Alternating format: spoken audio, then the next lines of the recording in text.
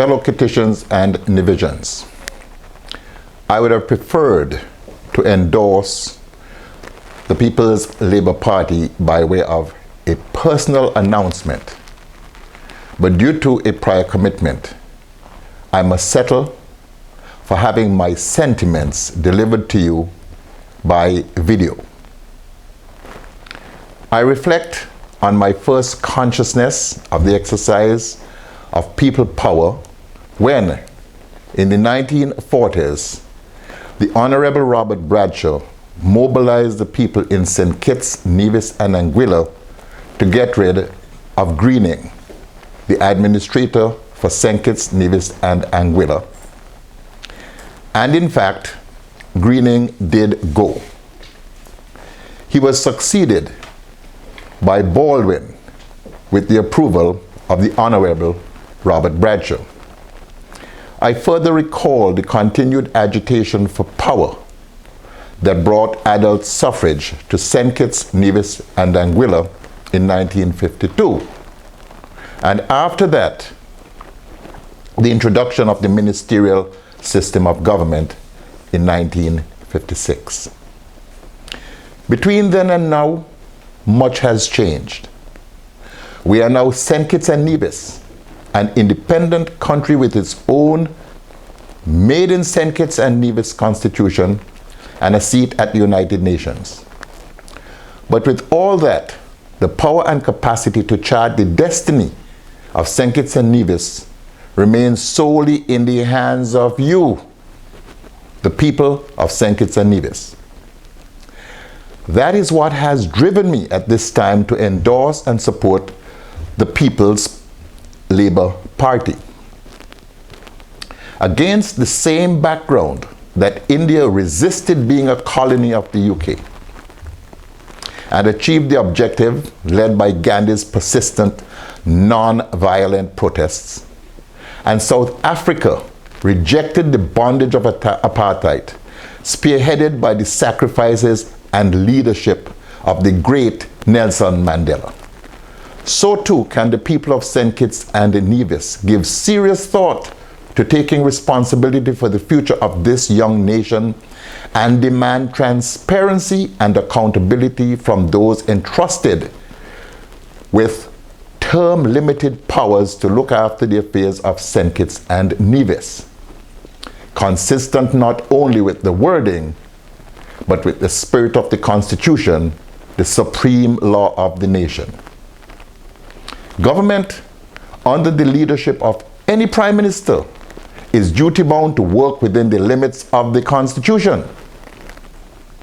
If that becomes problematic, government has as an option a capacity to establish a lawful mechanism for amendment by you, the people. But under no circumstances can the government ever presume to ignore so as to override the Constitution. Implicit, if not as overt as the swearing of the oath of office, is the acceptance of the Constitution and the yielding up of personal conviction with the pledge to uphold the Constitution. That is a non-negotiable. And when trampled upon by any political leader, it becomes the moral duty of every citizen, and in particular, of the elected members of government and opposition who have sworn any oath upon taking office to do the right thing. And you, the people, whether or not entitled to vote, have the right, if not the positive duty, to stand fast and to say, no, our Constitution must be adhered to. The Constitution is the first and last line of protection of the people. And when government moves to operate unconstitutionally, it becomes illegitimate and automatically abdicates any presumed authority to exercise any form of power or control over the populace.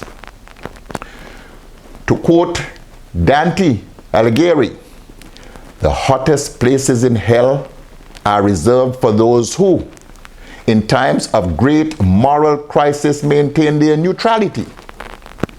This chastisement is consistent with country above self, and the much repeated but still relevant saying, support your leader so long as he is good for the party, and support the party so long as it's good for the country. This endorsement is not about personalities. It is about right and wrong, lawful government against lawlessness. Constitutionally charted order ought not to give way to chaos. Go back to the writings of Marcus Garvey.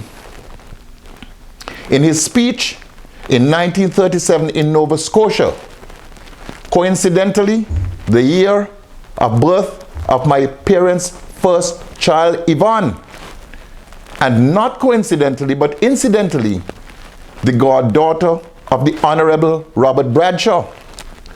Marcus Garvey said, we are going to emancipate ourselves from mental slavery, because while others can free the body, none but ourselves can free the mind.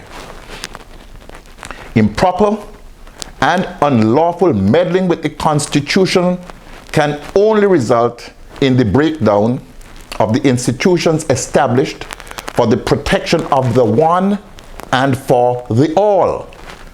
Today, it is Parliament. Left unchecked, it could move to the undermining of the independence of the judiciary. And this could be followed by the corruption of the police. This is the opportunity for the people of St. Kitts and Nevis to ensure that the promise of St. Kitts and Nevis remains a deliverable.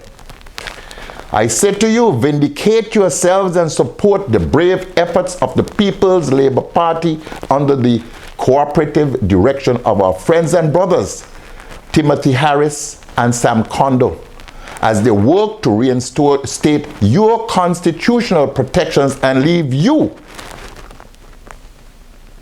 with the choice and not the dictates or control of government. My very best to the people of St. Kitts and Nevis. Thank you.